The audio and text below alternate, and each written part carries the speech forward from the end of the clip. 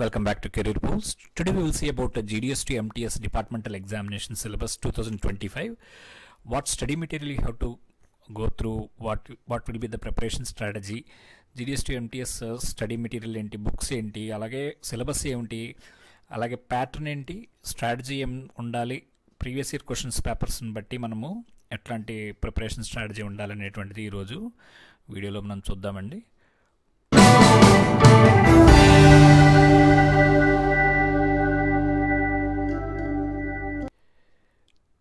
మనకందరికీ తెలుసు GDS to MTS examination date has been given in 2025 as 31/8/2025 కింద మనకి ఇవ్వడం జరిగింది. దీనికి సంబంధించి సర్కిల్ నోటిఫికేషన్ అనేది 16/7/2025 ఇస్తారు.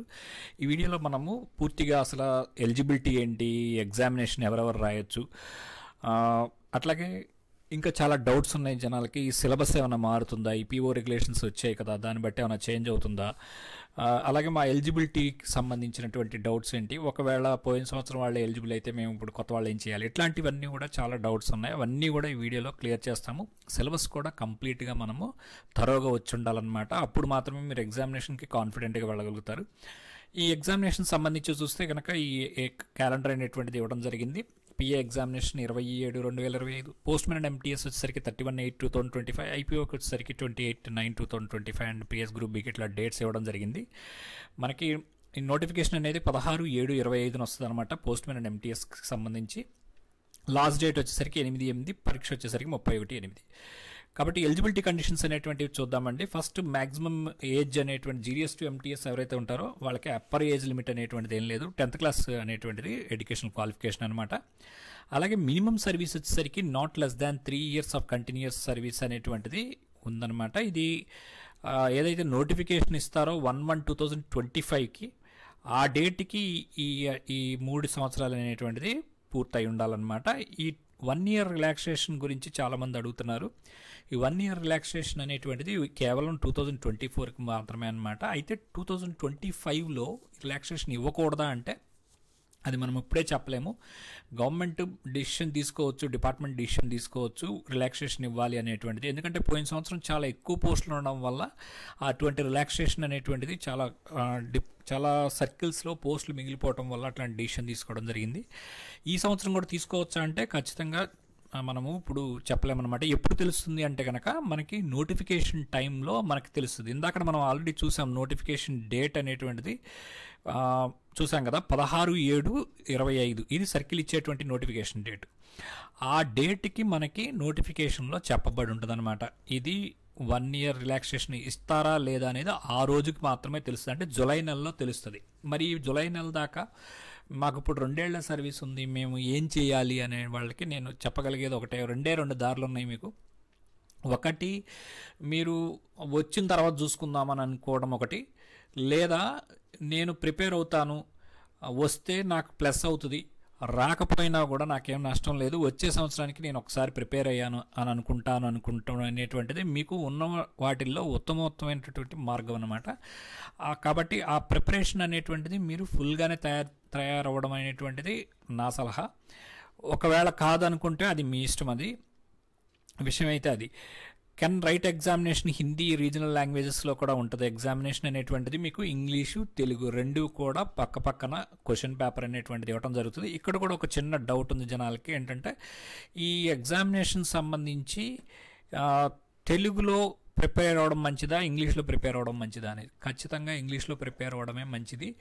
తెలుగును అర్థం చేసుకోండి, కానీ మీకు నేనైతే కనుక మీకు వీడియోస్ అన్నీ కూడా ఇంగ్లీష్లో ఇచ్చి తెలుగులో చెప్పడం జరుగుతుంది. ఎందుకు అట్లా చేస్తున్నాం, తెలుగులోనే రాయొచ్చు అంటే కనుక అందులో 2 ప్రాబ్లమ్స్ ఉన్నాయి. ఒకటి, తెలుగులో రాయడం అంత ఈజీ కాదు. రెండవది ఏంటంటే మీరు పరీక్షలో పేపర్ ఇచ్చినప్పుడు తెలుగులోను ఇంగ్లీష్లోనే ఇస్తారు, కానీ ఇంగ్లీష్లో ఇచ్చిన దాంట్లో ఏం తప్పులు లేకుండా తెలుగు దాంట్లోకి వచ్చేసరికి ట్రాన్స్లేషన్ వల్ల మిస్టేక్ అయితే కనుక ఆ ట్రాన్స్లేషన్ మిస్టేక్ని వల్ల మీకు పోయే మార్కుల్ని మీకు ఎవరు కలపరనమాట. అది ఆ విషయం క్లియర్గా క్వశ్చన్ పేపర్లోనే చెప్పబడి ఉంటుంది. కాబట్టి ఇంగ్లీష్లో ఉన్నదే కరెక్ట్గా తీసుకో. అంటే జనరల్గా క్వశ్చన్ పేపర్ సెట్టర్స్ ఇంగ్లీష్లో పేపర్ తయారు చేస్తారు, దాని తర్వాత తెలుగులోకి తర్జుమా చేయడం జరుగుతుంది అనమాట. ఏదైనా అదర్ రీజనల్ లాంగ్వేజెస్లో కూడా అదే జరుగుతుంది.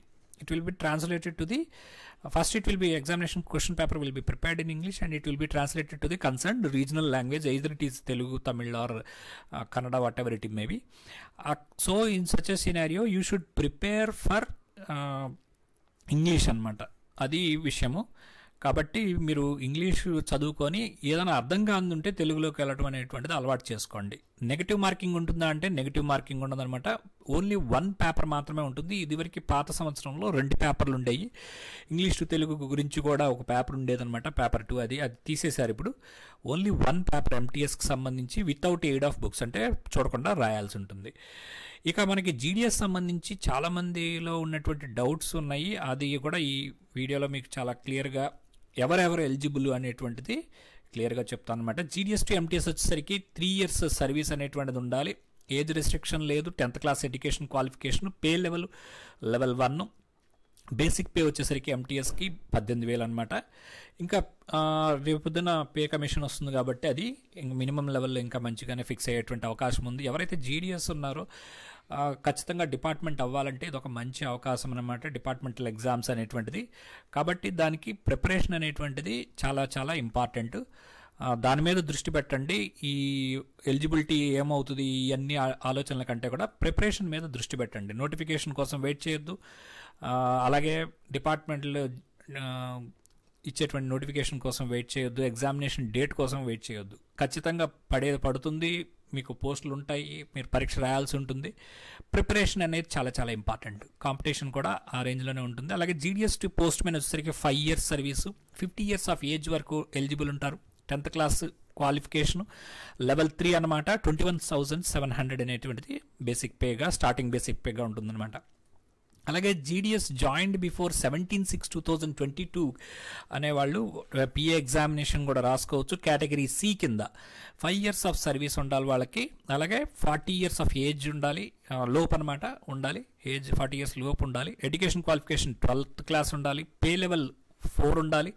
బేసిక్ పే వచ్చేసరికి 25,500 అనమాట.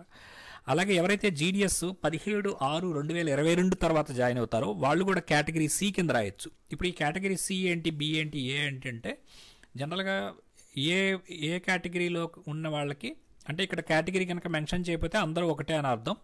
ఇక్కడ ఏం మెన్షన్ చేయలేదు కాబట్టి అందరూ ఒకటే. ఇక్కడ వచ్చేసరికి కేటగిరీ సి అన్నారంటే ఏ అనేది ఉంటుంది, అదేంటనేది ఇప్పుడు చూస్తామన్నమాట.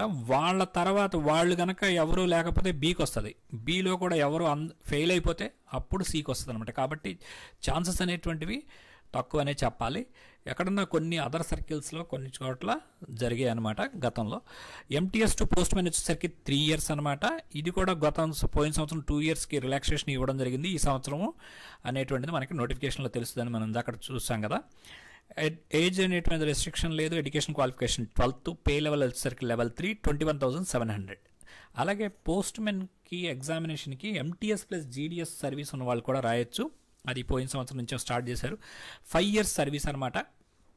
జీడిఎస్ ప్లస్ ఎంటీఎస్ కలిపి, అంటే ఎంటీఎస్లో 1 year ఉండి 10 రోజులు ఎన్ని రోజులు ఉన్నా కానీ ఆ 1/1/25 నాటికి అనమాట ఈ 5 ఏళ్ళు అనేటువంటిది, అది గుర్తుపెట్టుకోవాలి.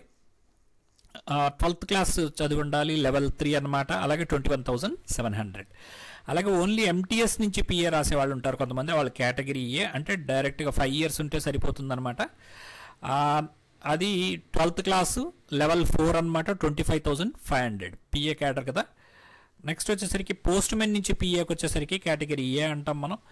3 years సర్వీస్ ఉంటే సరిపోతుంది postmen to PA.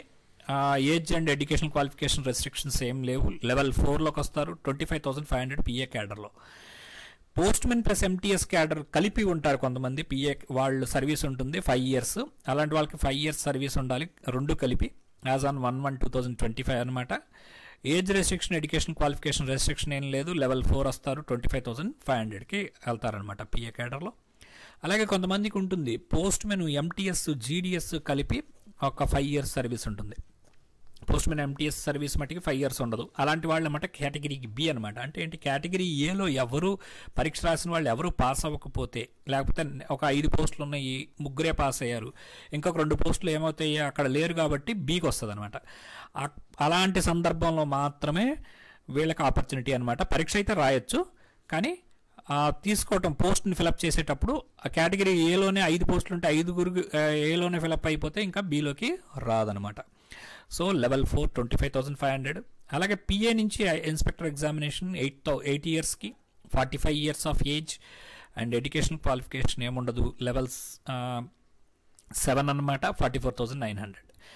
IPO నుంచి group B examination 5 years, level 9 and 53,100. So ఈ ఎగ్జామినేషన్ మీద ఇంకొక చిన్న డౌట్ ఉంటుంది ఏంటంటే MTS examination circle level division level అని.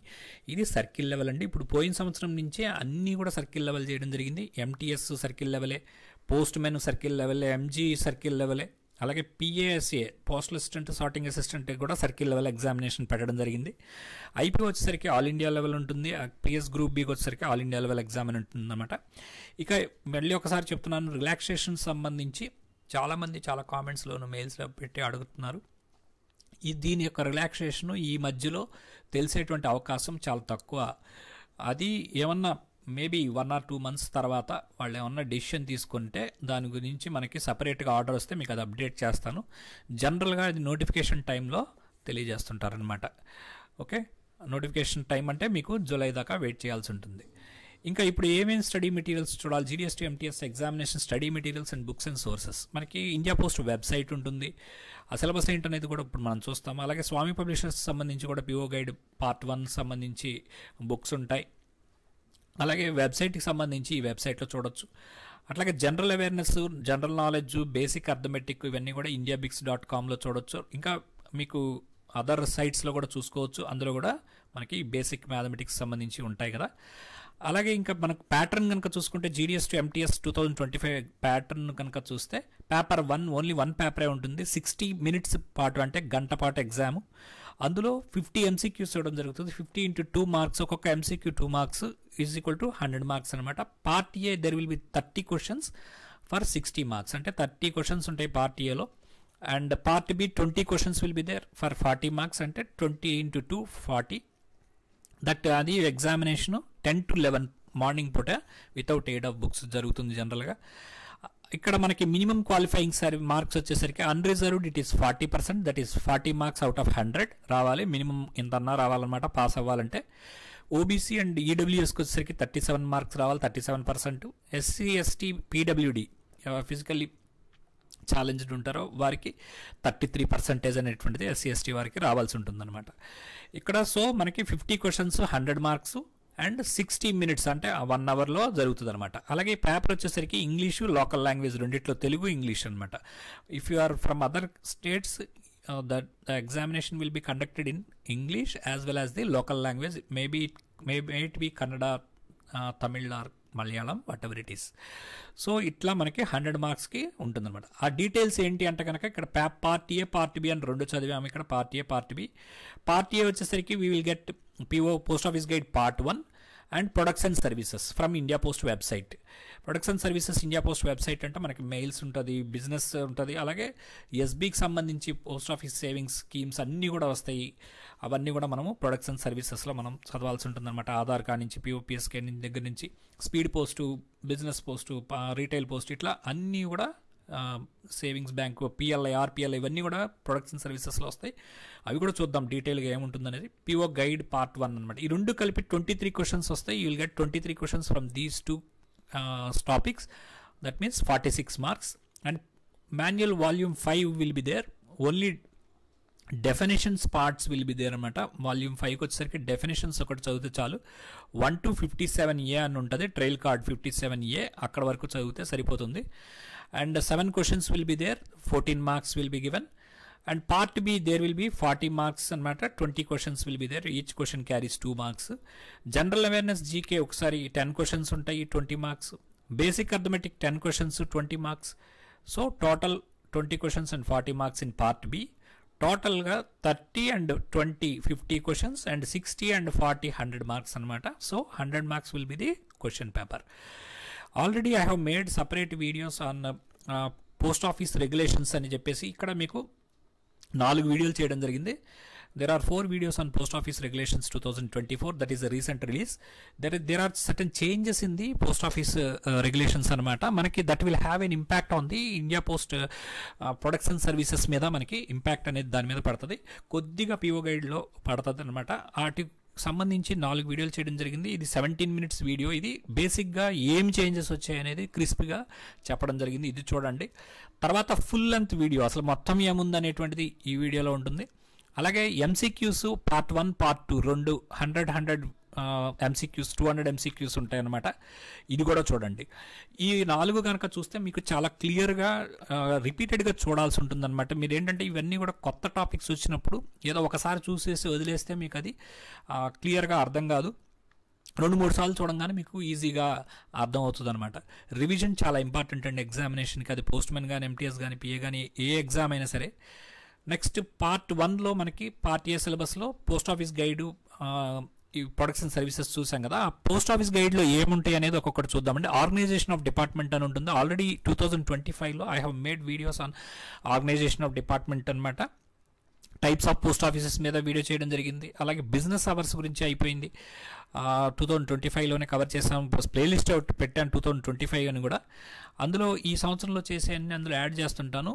మీకు టైం ఉన్నప్పుడు ఆ పాతవి కూడా చూడండి, there is no harm in it. Payment of postage, stamps, stationery కూడా ఉంది, అవి కూడా చూడాలి. అలాగే general rules as to packing, sealing, posting, manner of affixing postage stamps, అవి చూడాలి. మెథడ్ ఆఫ్ అడ్రస్ గురించి చూడాలి, అది ఇన్లాండ్ ఫారిన్ రెండు చూడాలన్నమాట. ఎందుకంటే ఫారిన్ వచ్చేసరికి మీకు ప్రొడక్ట్స్ అండ్ సర్వీసెస్లో వస్తుంది, ఇన్లాండ్ వచ్చేసరికి మీకు ఇక్కడ పోస్ట్ ఆఫీస్ గైడ్లో వస్తుంది అనమాట. అలాగే పోస్ట్ బాక్సెస్, పోస్ట్ బ్యాగ్స్ గురించి కూడా తెలుసుకోవాలి. Duties of letter box peon అనేటువంటిది వాల్యూమ్ 6 పార్ట్ 3 రూల్ 116 నుంచి 1118లో ఉంది. పిఓ గైడ్ పార్ట్ 1 అని రాస్తారు కానీ అందులో ఏం చేస్తారు అది కూడా తెలుసుకోవాలి. అలాగే అఫీషియల్ పోస్టల్ ఆర్టికల్స్ గురించి తెలుసుకోవాలి, ప్రొహిబిటెడ్ ఆర్టికల్స్ గురించి తెలుసుకోవాలి. రీసెంట్గా ఇది వీడియో కూడా చేస్తున్నాను నేను.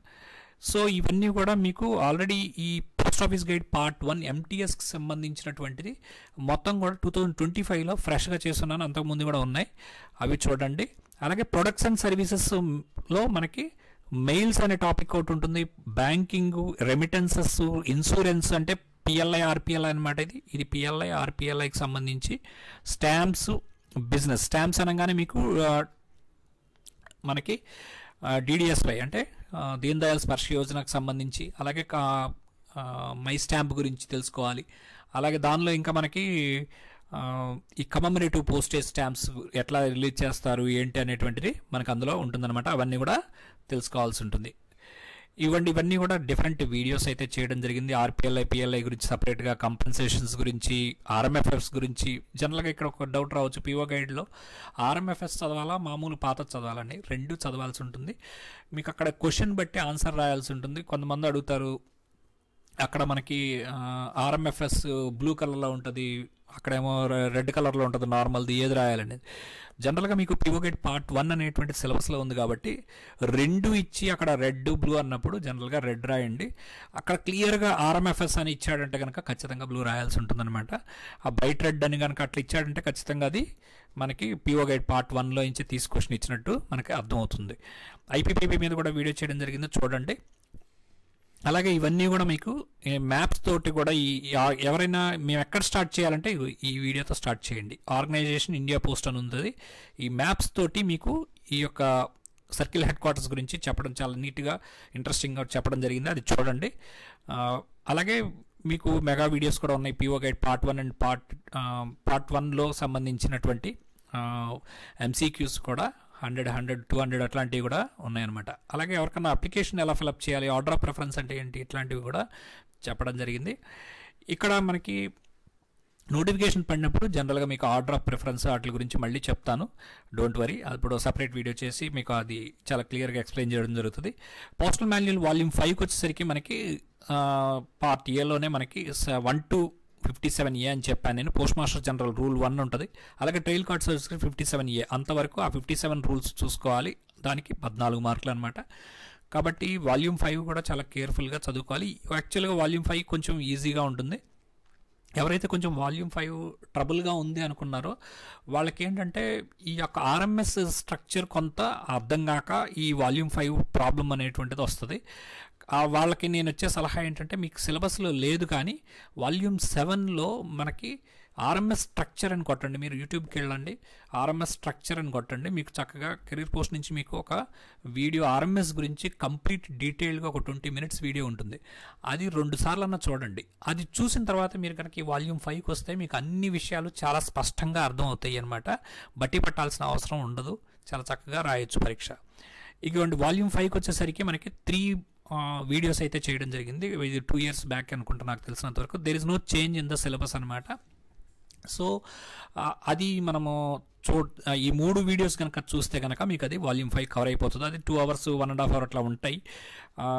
ఏంటంటే అందులో మీకు పాఠం చెప్తూనే క్వశ్చన్స్ కూడా వేయడం జరుగుతుంది అనమాట. మళ్ళీ పాఠం ఉంటుంది, మళ్ళీ క్వశ్చన్స్ ఉంటాయి. ఈ టైప్ ఆఫ్ మెథడాలజీ అనేటువంటిది రీసెర్చ్లో కూడా మంచిదని చెప్పడం జరిగిందనమాట. ఎందుకంటే పాఠం అవ్వగానే క్వశ్చన్స్ కూడా చూస్తే మనకి ఈజీగా గుర్తుంటుంది అని చెప్పేసి ఒక టెస్ట్ కూడా చేయడం జరిగింది. పాఠము 4 సార్లు చదివిన వాళ్ళకి, ఒకసారి పరీక్ష పెట్టిన వాళ్ళకి, అలాగే పాఠం చదివి క్వశ్చన్లు అంటే రిటెన్షన్ మనం ఒకసారి దాన్ని రికాల్ చేసుకుంటూ ఉంటాం అనమాట. టెస్ట్ లాంటిది వాళ్ళ టెస్ట్ లాగా గుర్తు చేసుకున్న వాళ్ళు ఎవరైతే వాళ్ళు పాఠం చదివారు ఇవాళ సాయంత్రం కానీ లేకపోతే రేపు మార్నింగ్ కానీ గుర్తు చేసుకున్న వాళ్ళకి ఎక్కువ గుర్తుంటుంది అనేటువంటిది రీసెర్చ్లో తేలింది.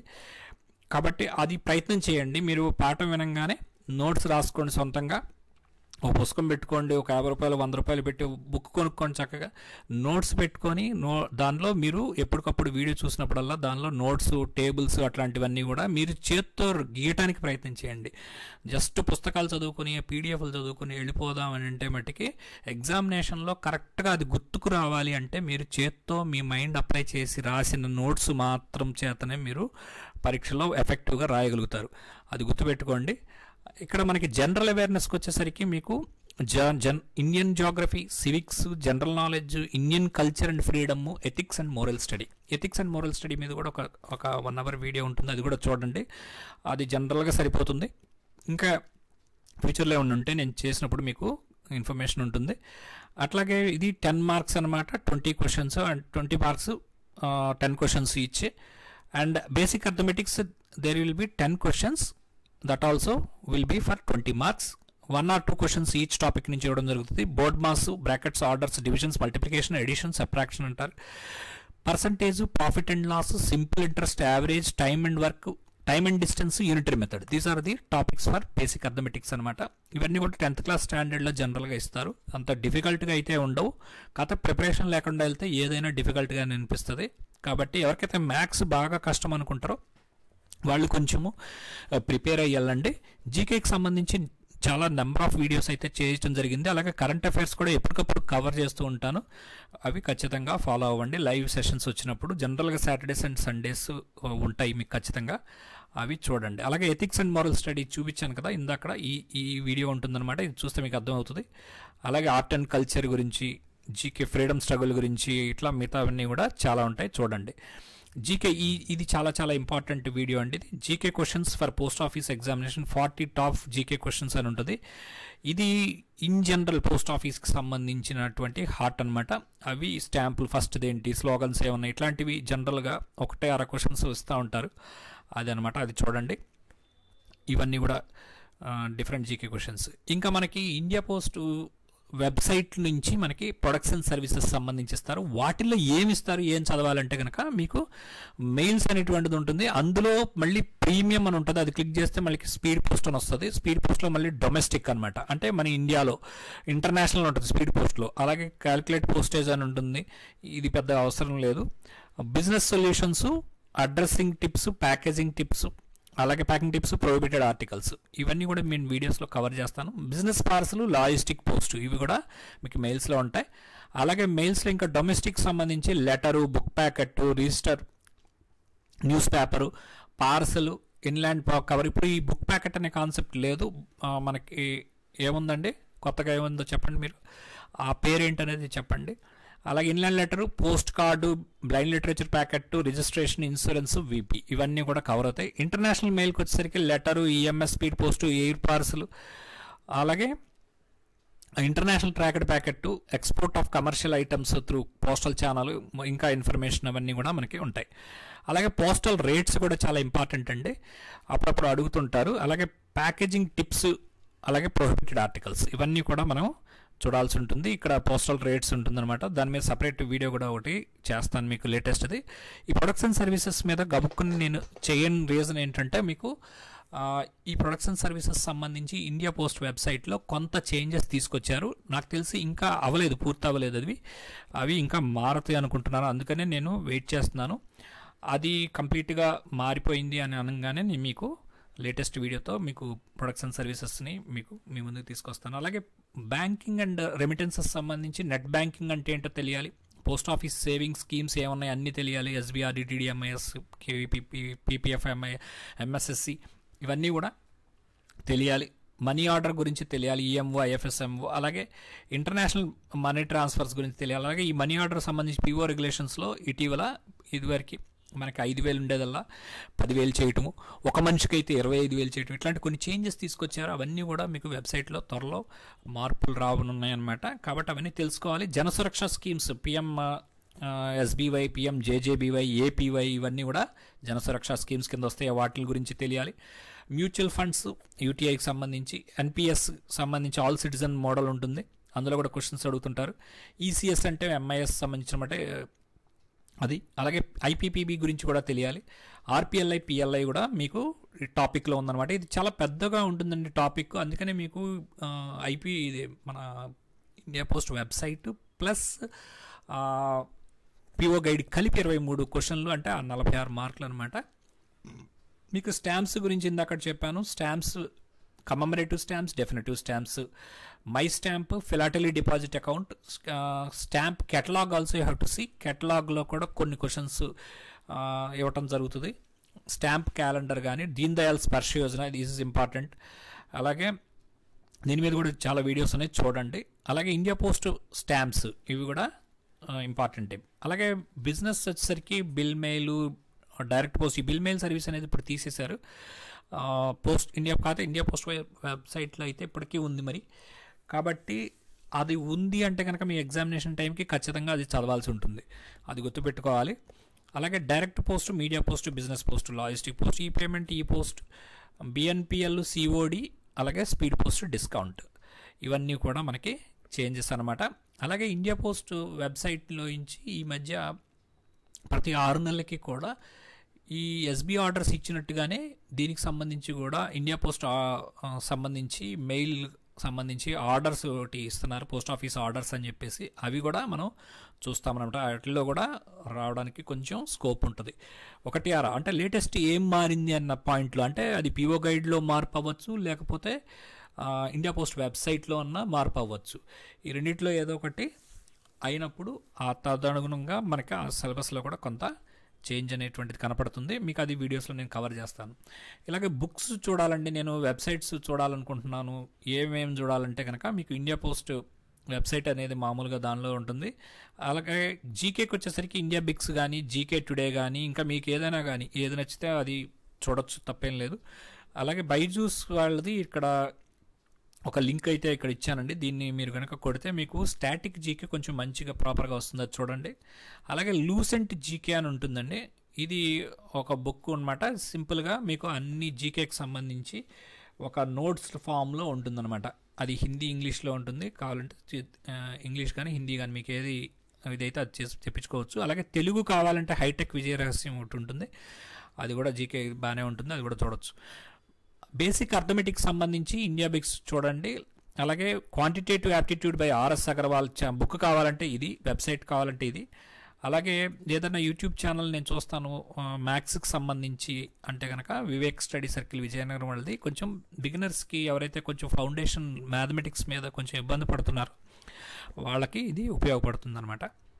ఇక జీకే టాపిక్స్ గురించి చెప్పాలంటే మీకు చాలా ఉన్నాయి. మనకి కరెంట్ అఫైర్స్ తాలూకు నుంచి వచ్చినటువంటి జీకే క్వశ్చన్స్ కూడా ఇవ్వడం జరుగుతుంది అనమాట. జనరల్గా అలాంటప్పుడు లేటెస్ట్ టాపిక్స్ ఏముంటాయి మనకి, ఎలక్షన్స్ జరిగాయి దాని గురించి, డెమోక్రసీ గురించి ఉంటుంది, ఎలక్షన్ కమిషన్ గురించి ఉండొచ్చు, ఢిల్లీ ఎలక్షన్స్ అంటే లేటెస్ట్ సీఎం ఎవరు, ఇట్లాంటివి అలా అడగచ్చు. అలాగే మణిపూర్ మనకి రీసెంట్గా ఆర్టికల్ 365 పెట్టి మనకి ప్రెసిడెంట్ రూల్ అనేటువంటిది రావడం జరిగింది. ఇట్లాంటి లేటెస్ట్ ఈవెంట్స్ సంబంధించి ప్యారిస్ ఒలింపిక్స్ 2024లో మీద క్వశ్చన్స్ రావచ్చు, దాని మీద ఒక వీడియో చేయడం జరిగింది. పారా ఒలింపిక్స్ సంబంధించి, అలాగే 38 నేషనల్ గేమ్స్ మనకి ఉత్తరాఖండ్లో హోస్ట్ చేయండి కదా, అలాగే మస్కట్ ఏంటి అంటే కనుక మౌలి అనేది గుర్తుపెట్టుకోవాలి. అట్లాగే 39th మేఘాలయాలో జరుగుతుంది. 39th నేషనల్ గేమ్స్ నెక్స్ట్ మేఘాలయలో జరగబోతుంది. నోబెల్ ప్రైజెస్ గురించి తెలుసుకోవాలి. ప్లేసెస్ ఇన్ న్యూస్, ఏదైనా న్యూస్లోకి వచ్చినటువంటి కొత్త కొత్త ప్లేసెస్. ఫర్ ఎగ్జాంపుల్ మనకి లక్షద్వీప్ అనేటువంటిది మనకి మాల్దీవ్స్ మీద మోడీ గారు మాట్లాడటం జరిగింది. అప్పుడు మీకు ఆ లక్షద్వీప్, కరావట్టి ఇవన్నీ కూడా దాని క్యాపిటల్ ఏంటి ఇట్లాంటివి కూడా వస్తుంటాయి అనమాట. అలాగే కుంభమేళ అనేటువంటిది లేటెస్ట్గా ఈ ఇయర్లో టాపిక్, ఇంపార్టెంట్ టాపిక్. అది 2025కి సంబంధించి ఎక్కడ ఏంటి వివరాలన్నీ కూడా అడగడానికి అవకాశం ఉంటుంది. బడ్జెట్ 2025లో నుంచి కూడా మీకు ఇన్కమ్ ట్యాక్స్ కానీ లేకపోతే ఇంకా అదర్ ఆస్పెక్ట్స్ కానీ రావడానికి ఉంటుంది. అలాగే ఎకనామిక్స్ సర్వే కూడా జరిగింది 2025లో, అది కూడా ఉంటుంది. చెస్ గుకేష్ గెలుచున్నాడు. అలాగే income tax labs, new places news చూశారు కదా. అలాగే రీసెంట్ అపాయింట్మెంట్స్ కూడా ఇంపార్టెంట్ అండి. సీఎం ఎవరు మారారు, అలాగే జడ్జెస్, సుప్రీంకోర్టు జడ్జెస్, తర్వాత ఆర్బీఐ గవర్నర్స్, అలాగే స్కాగ్ ఎవరున్నారు. అట్లాగే సమ్మిట్స్ ఉంటాయి, బ్రిక్స్ అని కానీ ఇట్లాంటివి ఉంటాయి కదా, అవి కూడా గుర్తుపెట్టుకోవాలి. అయోధ్య టెంపుల్ కానీ, భారతరత్న అవార్డ్స్, పద్మ అవార్డ్స్ 2 సంవత్సరాలవి గుర్తుపెట్టుకోవాల్సి వస్తుంది. బుకర్ ప్రైజెస్ ఎవరికి వచ్చింది అనేటువంటిది హూ ఈజ్ హూ, జనరల్గా చైర్మన్స్, మినిస్టర్స్, డిఓపి ఆఫీసర్స్ ఎవరున్నారు, అట్లా సెక్రటరీ పోస్ట్ కానీ ఈవెన్ డీజీ పోస్ట్ ఇట్లాంటివి స్కోప్ ఉంటుంది. అలాగే జీకేకి సంబంధించి rivers, parks, dances, missiles, satellites, ISRO, DRDO, Ramsar sites అంటే వెట్లాండ్స్ అనమాట, మీకు కొల్లేరు, పులికాట్స్ ఇట్లాంటివి. అలాగే డిపార్ట్మెంట్ ఆఫ్ పోస్ట్ సంబంధించి యాన్యువల్ రిపోర్ట్ 2023-24 నుంచి కానీ లేకపోతే మీ ఎగ్జామినేషన్ టైంకి 24-25 కూడా రిలీజ్ అవుతుంది, maybe in the month of March are April.